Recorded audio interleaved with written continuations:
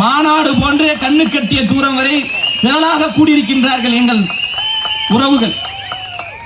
அவ்வளவு எளிதாக இவ்வளவு பெரிய கூட்டத்தை குறைந்த நாட்களில் யாராலும் கூட்டிவிட முடியாது. தமிழ்நாட்டில் ஒரே சக்தியால் தான் கூட்ட முடியும். விஜய் என்கின்ற 3 எழுத்து மந்திரத்தால் மட்டும்தான் தமிழ்நாட்டில் இப்படி ஒரு கூட்டத்தை கூட்ட முடியும்.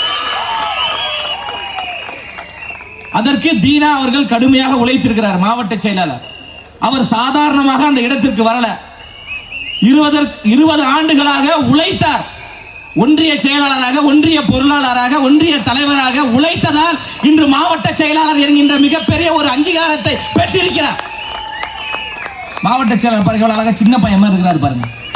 இதான் தாவேகா வர வேண்டும். புரட்சியாளர் அண்ணல் அம்பேத்கர் சொல்றாங்க, அதிகாரம் மிக வலிமையானது. நாங்க சொல்றோம், அதை அடைந்து விட்டால் எல்லாம் எளிமையானது. அப்ப அந்த அதிகாரத்தை நோக்கி பயணிக்கவே பேரறிஞர் அண்ணா அவர்கள் எப்படி எளியவர்களை அதிகாரத்திற்கு கொண்டு வந்தாரோ, அண்ணா வழியில் வரக்கூடிய எங்கள் அண்ணா விஜய் அவர்கள் எளியவர்களை அதிகாரத்திற்கு கொண்டு வருகிறார். அதற்கான புரட்சி தமிழ்நாட்டில் நடந்து கொண்டிருக்கிறது. எங்கு திரும்பினாலும் மக்கள் அலை. வருஷத்துக்கு முன்னாடிலாம் தீனா அவர்கள் காவல் நிலையத்துக்கு போயிருந்தாருன்னா ஒரு ரசிகர் மன்ற நிர்வாகியாக போயிருப்பாரு. காவல்துறை உங்களை எப்படி நடத்திருப்பாங்கன்னு தெரியும். ஆனா இன்று எங்க மாவட்ட செயலாளர் ஒரு காவல் நிலையத்திற்கு சென்றால் அந்த வெள்ள சட்டை மிடுக்கோடு தலைவர் அவருடைய புகைப்படத்தை சட்டையில் வைத்துக் கொண்டு மாவட்ட செயலாளர் என்கின்ற தோரணையோடு செல்கின்ற பொழுது காவல்துறையினர் எழுந்து சல்யூட் அடிக்கின்ற ஒரு சூழலை ரசிகர் கூட்டமாக இருந்த இவர்களுக்கு அதிகாரத்தை என் தலைவர் கொடுத்திருக்கிறார்.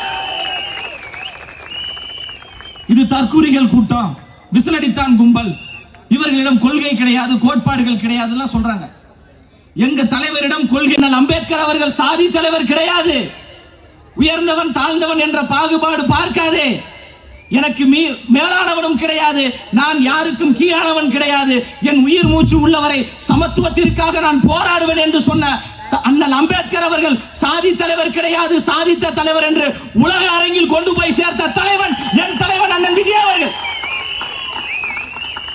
நாட்டின் விடுதலைக்காக 4 மாத கர்ப்பிணி பெண்ணாக இந்திய நாட்டின் விடுதலைக்காக போராடிய வீரமங்கை அஞ்சலை அம்மாள் அவர்கள் கர்ப்பிணியாக சிறைக்கு போறாங்க.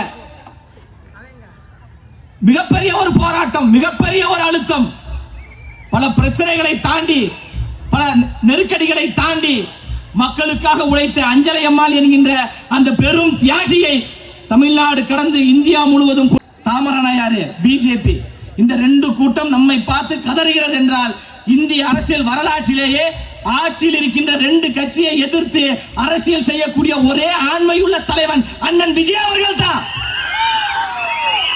தமிழ்நாட்டில் ஆளுங்கட்சியாக திமுக, ஒன்றியத்தில் ஆளுங்கட்சியாக பிஜேபி, 2 ஆளுங்கட்சி இருக்கின்ற பொழுது 2 கட்சியும் எனக்கு எதிரான கட்சிகள் தான் என்று சொல்லி துணிச்சலோடு வந்த ஒரே தலைவன் உலக அரங்கிலே என் தலைவன் அண்ணன் விஜய் அவர்கள் தான். அவர் சமரசம் செய்திருந்தால் ஜனநாயகம் படத்தை எல்லாம் நம்ம பார்த்திருப்போம். அவர் சமரசம் செய்யக்கூடிய தலைவர் கிடையாது. மக்களுக்காக சமர் புரிவதற்காக வந்த தலைவன். பல பிரச்சனைகள், பல நெருக்கடிகள். அவர் மக்களுக்கான தலைவர் என்பதற்கு ஒரே உதாரணம் இந்த ஜனநாயகம் படம் தான். ஜனநாயகம் படத்துக்கு பிரச்சனை வருது, அவர் பின்னாடி கோடிக்கணக்கான தொண்டர்கள்